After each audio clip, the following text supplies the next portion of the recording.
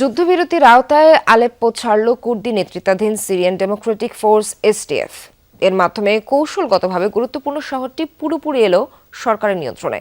বর্তমানে উত্তর পূর্বাঞ্চলের তাবকা শহরের দিকে সরে যাচ্ছে সশস্ত্র যোদ্ধারা। এর আগে টানা 4 দিন সরকারি বাহিনী ও এসডিএফ সদস্যদের মধ্যে হয় তুমুল লড়াই। পরিস্থিতি শান্ত হওয়ায় আলেপ্পোয় ফিরছেন বাসিন্দারা। নতুন ব্লেন্ডে আরো রিচ অ্যারোমায় সেলন ফ্যামিলি ব্লেন্ড টে। আলেপ্পোয় মানুষের ভিড়, কেউ ফিরছেন পৈতৃক ভিটায়, কারো চোখে আনন্দাশ্রু। 4 দিনের রক্তক্ষয়ী সংঘাতের পর কুর্দি নেতৃত্বাধীন সশস্ত্র গোষ্ঠী এসডিএফ সদস্যরা শহর ছাড়ায় ফিরছেন বাসিন্দারা।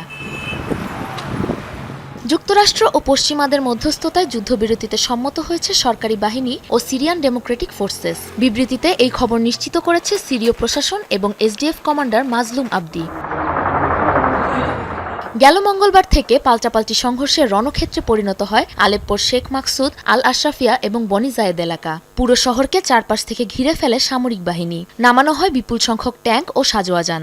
তুমুল গোলাবর্ষণ আর লড়াইয়ে এক পর্যায়ে কোণঠাসা হয়ে পড়ে এসডিএফ। বিকল্প উপায় না দেখে যুদ্ধবিরতিতে রাজি হয় সশস্ত্র যোদ্ধারা।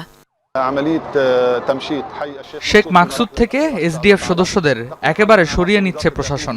বড়জোর কয়েক ঘন্টা বা সোমবার পর্যন্ত চলতে পারে এই প্রক্রিয়া। ততক্ষণ পর্যন্ত বাসিন্দাদের আশ্রয় কেন্দ্রে থাকার পরামর্শ দিচ্ছি, কারণ বাসিন্দাদের নিরাপত্তায় আমাদের অগ্রাধিকার। সিরিয়ার বিভিন্ন গণমাধ্যমের তথ্য অনুসারে উত্তর পূর্বাঞ্চলের তাবকা শহরের দিকে সরে যাচ্ছে এসডিএফ সদস্যরা। এই খবর পাবার পরই জন্মভূমি আলেপ্পোয় ফিরতে শুরু করেন বাসিন্দারা। আল্লাহর কাছে হাজারো শুকরিয়া, অবশেষে এসডিএফ এর কবল থেকে মুক্তি পেয়েছি আমরা। শেখ মাকসুদ ও আশরাফি এলাকা বর্তমানে দখলমুক্ত। এর থেকে আনন্দের আর কিছুই হতে পারে না।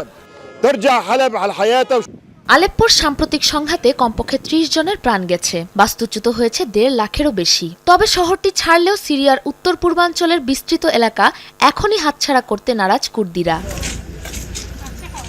সাবরিনা নুসরাত, যমুনা নিউজ।